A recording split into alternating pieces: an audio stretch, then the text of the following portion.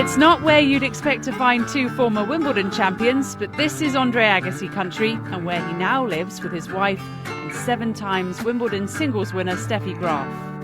Did you ever think when you were younger in Germany that you would live in Las Vegas? No, but did I ever think that I'd be, able to play tennis competitively and professionally, to be able to travel the world, to experience the life that I have? No, but it sure feels very natural being here. It may be a million miles from the lush lawns of Wimbledon, but the championships still hold a special place for both of them. What is it for you that you think of first when you think of Wimbledon? Well, I guess it's just, there's not one specific moment, but just a lot of memories over so many years.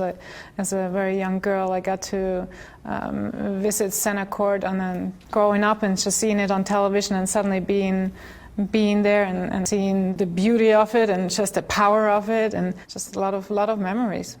Is it the same for you, Andre? For me, it's a place where I learned to wear white. It's a place where I learned to bow. It's a place where I learned to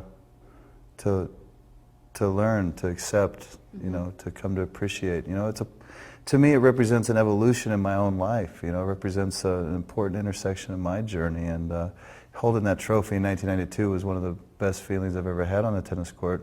It was my first, the one I was least expected to be able to sort of do. So that moment certainly stands out in my career, but I think overall it just represents a place that has taught me a great deal about myself.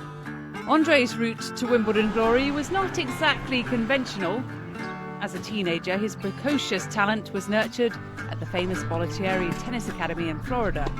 And there's Andre. There's the character, man. I should have thrown him out 100 times, but I knew he had something special, and he sure did. But his talent was matched by a rebellious attitude which set him on a collision course with Wimbledon rules and traditions. I played the first time in 1987 and just basically said flat out, this isn't even tennis. I'm not interested, and I'll catch up with you in my next life. And then a few years later, when I came back, I didn't know what to expect as I was older, and just the way I was sort of embraced. It was a love affair for a lot of years after that. Do you regret, because you didn't play it, did you, before that? Did you regret that now? Oh, sure I do.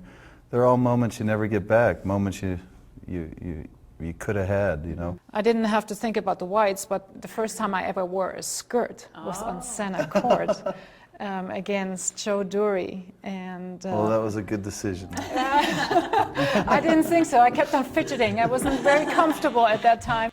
Now, with their tennis careers behind them, the couple devote much of their time to helping underprivileged children. They also have 2 children of their own. Are your kids tennis players?